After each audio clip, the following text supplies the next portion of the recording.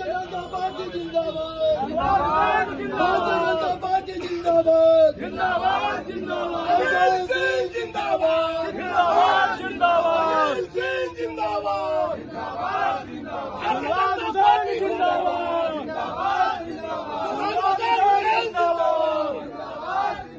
शहनवाज हुसैन जिंदाबाद, भारत नेता कैसा हो, भारत नेता कैसा हो। मुझे नहीं पता था इतनी बड़ी तादाद में कार्यकर्ता भी जमा होंगे। तो नई परिस्थिति बन गई है और नई परिस्थिति में जेडीयू हमसे फिर जुड़ गया है और एनडीए अलायंस पूरी तरह समाप्त हो गया है।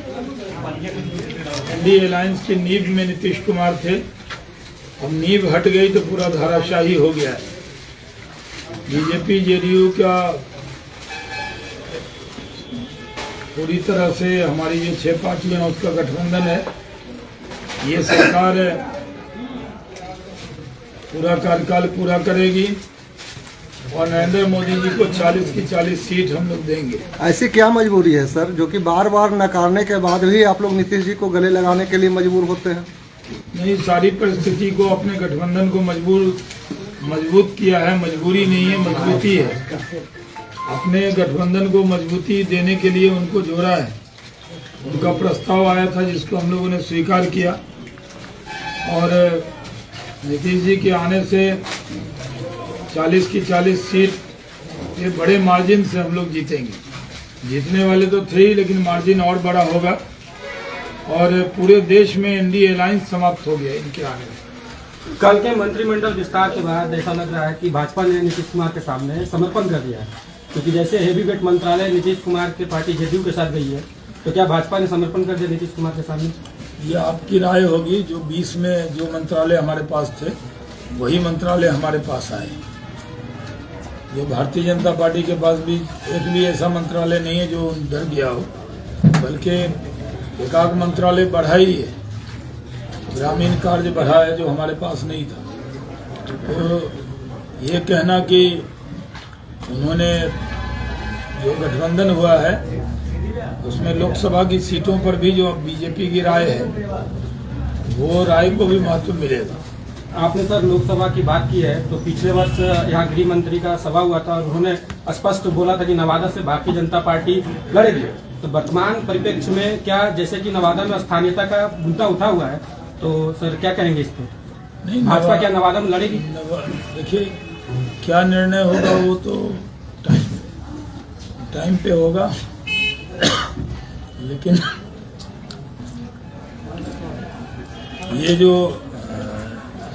ये सही है कि नवादा के कार्यकर्ताओं के जो मन में है वो हम सब जानते हैं। तो क्या सर स्थानीय, हम ये माने कि आपसे इशारे से कि स्थानीय नेता को किन्हीं को मौका मिलेगा सर आगामी लोकसभा चुनाव में? तो सही वक्त पे सही बात बताई जाएगी। अभी आपके मानने या न मानने से कोई फर्क नहीं।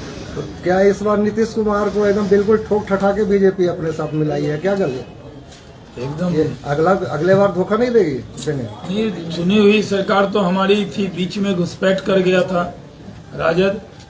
अब भाप वाला इंजन हट गया है, वंदे भारत का इंजन लग गया, डबल इंजन की सरकार हो गई। फिर भी सर 1-2 बार धोखा होता है, बार बार ऐसा आप लोगों के साथ हो रहा है और फिर भी आप लोग गले लगाने को मजबूर हैं। आखिर क्या कर बड़े दिल के लोग हैं। तो 2 दिन पहले तक सम्राट चौधरी के द्वारा कहा जाता है कि एकदम दरवाजा बंद है, उसके बाद अमूमन दरवाजा। अरे बर्लिन की दीवार गिर गई तो दरवाजा क्या होता है? हम लोग तो चौखट दरवाजा सहित उखाड़ दिए, दीवार भी हटा दिए। तो इसलिए अब दीवार भी नहीं है तो दरवाजा का सवाल ही नहीं। अच्छा, पिछली सरकार में जब आप उद्योग मंत्री थे तो ऐसा लग रहा था जो बिहार में बेरोजगारी का ठप्पा है सबसे बड़ा मुद्दा, उस पर हम लोग लग रहा था कि आपका दिशा निर्देश में हम लोग कुछ आगे बढ़ेंगे, बेरोजगारी दूर होगा। तो इस सरकार में आपका क्या योगदान रहेगा? क्या बेरोजगारी दूर होगा? मैं थोड़ी अभी मंत्री हूँ, तो पार्टी तय करती है किसको क्या जिम्मेदारी मिलती है। हम लोग तो एक साधारण से कार्यकर्ता है। नहीं, आपके कार्यकाल के दौरान हम लोगों को लगा था कि वारसलीगंज में बहुत जल्द कुछ न कुछ होने वाला है। वारसलीगंज में अडानी को सीमेंट प्लांट दे दिया है, अडानी का सीमेंट प्लांट लगेगा। हमने जमीन का रेट भी 80% घटा दिया था। आप लोगों को मालूम होना चाहिए कि वो मैंने पहली बार किसी भी इतिहास में कोई मंत्री होगा जो जमीन का रेट 80% तक घटाएगा। इतना रेट था कि कोई आता ही नहीं था। जब हमने जमीन का रेट घटाया तो अडानी का सीमेंट प्लांट वाराणसीगंज में लग रहा है। तो बहुत जल्द नवादा वासियों को एक उपहार मिलने वाला है ना। तो हम करके गए ना। जी जी जी। ये तो कोई नहीं कह सकता कि 30 साल में कोई किया हो। नहीं तो कुछ भी किया तो हमने ही किया वाराणसीगंज के लिए, नवादा के लिए। जो काम आप किए हैं आगे भी है, अग्रसर होगा वो मैं कैसे, दूर होगा। वो सरकार हमारी बनी है, वो सरकार में जो भी मंत्री होंगे जैसे कि उस काम को बढ़ाएंगे। आपका नाम मंत्री पद में क्या शर्मा हुसैन जा रहे हैं सर मंत्रिमंडल में? मैं अपने बारे में थोड़ी प्रेस कॉन्फ्रेंस करता हूँ। मैं पार्टी का प्रवक्ता हूँ, मैं शाहनवाज हुसैन का प्रवक्ता नहीं हूँ। नहीं, आपके जैसे मंत्री लोगों को बनने की जरूरत है, क्योंकि आप जिस कदा से काम किए, जिस स्तर से आप काम किए, वैसा स्तर होना ही चाहिए बिहार में, तभी बेरोजगारी। देखिए, मुझे मौका मिला था, मैं तो भारत रत्न अटल बिहारी वाजपेयी, भारत रत्न लाल कृष्ण आडवाणी के साथ काम किया है भारत सरकार ने। और जब मुझे मौका मिला नीतीश जी की कैबिनेट में, तो जो काम करना था वो हमने ईमानदारी से, 1 ही साल तो हमने काम किया। हम मार्च में बने थे, अगस्त तक कोरोना था, अगस्त से अगस्त तक था। और फिर हम दिल्ली चले गए थे काम से, वहाँ से लौटे थे तो सरकार बदल गई थी। तो एक बैग ऐसा हुआ था, हम तो काम ही कर रहे थे। लेकिन अब ये उद्योग का काम कौन करेगा, ये तो पार्टी तय करेगी। हमें जो मौका मिला, हमने 20,000 नौजवानों को 5 लाख लोन और 5 लाख सब्सिडी, 10 लाख रुपया दिया। 1 रुपया किसी का नहीं लगा, एकदम ईमानदारी से बांट के दिखाया। 1 साल में 200 करोड़ रुपए बांट दिए हमने, कोई छोटी बात नहीं है। 2000 करोड़, 1600 करोड़ एक बार 16,000 को, और बाद में 4,000। तो लोग कहते थे मंत्रालय छोटा है 1400 करोड़ का, और बांट दिए हमने 2000 करोड़। तो और आप जानते होंगे नवादा में भी 700 लोगों 800 लोगों को मिला।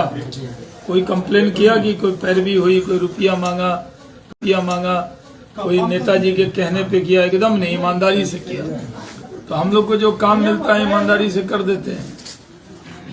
सर आखिरी क्वेश्चन, क्योंकि लोकसभा आज का आखिरी कीजिए ना, तो आखिरी क्या, आज का आखिरी क्वेश्चन सर, क्योंकि लोकसभा चुनाव है और बार सर यहाँ पे बाहरी और स्थानीय का मुद्दा है सर। तो सर आप पार्टी के राष्ट्रीय प्रवक्ता है, बार पार्टी के द्वारा यहाँ बाहरी लोगों को टिकट थमा दिया जाता है। स्थानीयता बहुत बड़ा मुद्दा है यहाँ पे सर। तो आप पार्टी राष्ट्रीय प्रवक्ता हैं सर, क्या कहेंगे इस बीच में? जो आप कह रहे हैं वही कहेंगे सर।